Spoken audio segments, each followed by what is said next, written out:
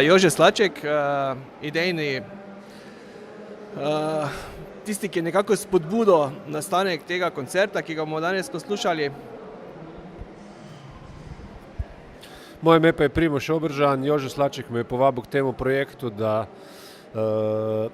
zvok 2 3D printerjev, ki bosta v živo tiskala objekte, zvočno manipuliram in nadgradim s svojim retrofuturističnim inštrumentom, efektorjem.